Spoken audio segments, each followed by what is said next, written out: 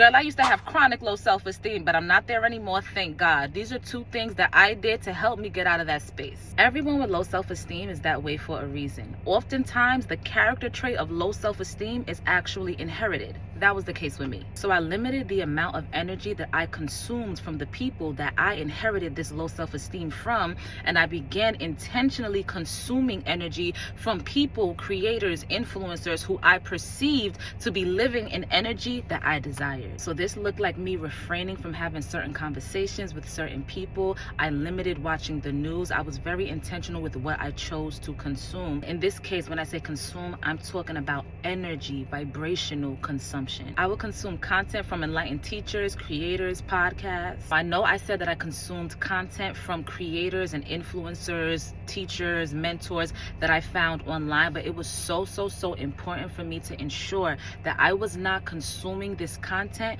with the lens of comparison. I was consuming this content as a way of inspiration to show me what is available to me, to allow me to intentionally consume the energy of someone that I perceive to be more confident and had higher self-esteem than me. If you can authentically acknowledge that you are not yet in a space to take inspiration and you're still in the energy of comparison, that's okay. I recommend you to start with the second tip that I'm going to share right now. Now, number 2, I realized that I was responding to every aspect of my life from a place of low self-esteem, low confidence, low self-worth. So what did I attract? More situations that perpetuated and projected my own state of being, which at the time was low self-esteem, low confidence, and low self-worth. So before I made any decision in any way, for any reason, in any aspect, I would ask myself, where am I making this decision from? What version of me is this decision, action, thought, nudge coming from? We all have so many different versions of ourselves. Are we moving from the low self-esteem version of ourselves that we were conditioned to be?